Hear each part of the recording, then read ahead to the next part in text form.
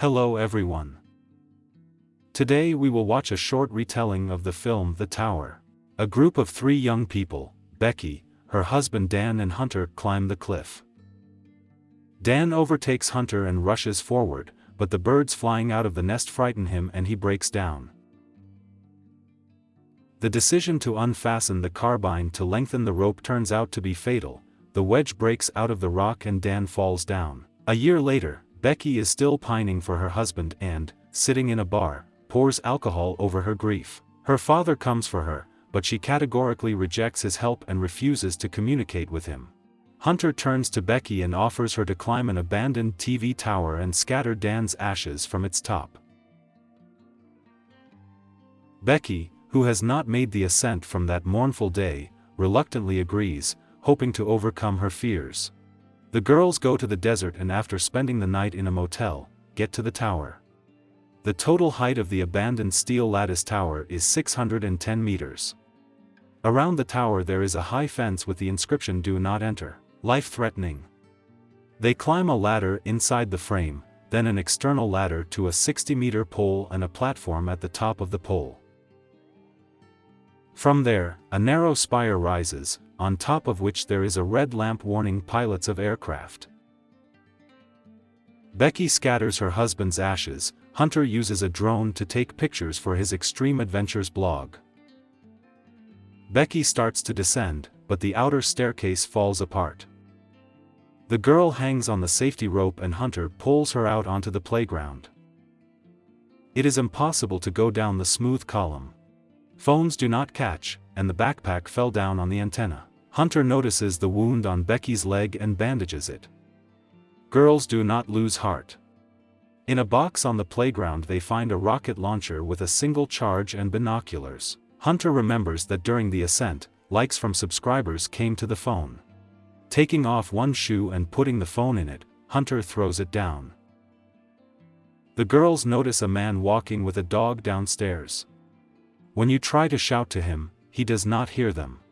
Becky takes off her shoes and throws them down, hoping that the man will pay attention.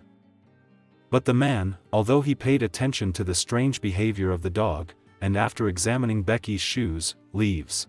Hunter sees through binoculars that the man did not arrive alone and their van stopped for a picnic. After waiting for dark, Becky launches a flare. Men notice the signal and see the girls through the telescope. The girls are jubilant and are already preparing for salvation, but the men, instead of helping, steal Hunter's car. Realizing that with the presence of water, the girls will be able to last longer, Hunter decides to go down for a backpack. The length of the rope, it turns out, is not enough, and Hunter, unbuckling the carbine, descends to the antennas. With the help of a selfie stick, Hunter hangs a backpack on a rope and jumps on it herself. Becky pulls up the rope.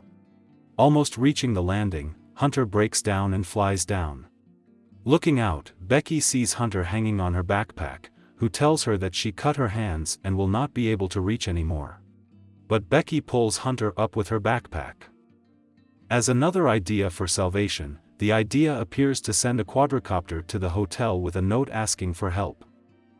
When everything is ready, Becky sends the quadcopter, but because of the low battery charge, she decides to return it back. At night, Becky has a nightmare. She can't find Hunter next to her, and a little later, turning her head, she sees Hunter lying dead next to her and being eaten by vultures. Waking up in horror, Becky sees Hunter next to her and she convinces her that it was just a bad dream. Remembering a trick from Hunter in the hotel cafe, Becky decides to charge the drone's battery using a TV tower lamp. Becky climbs up a narrow pole, and successfully exercises, although she is attacked by a vulture. The redispatch of the drone is successful, but it is hit by a truck at the hotel itself.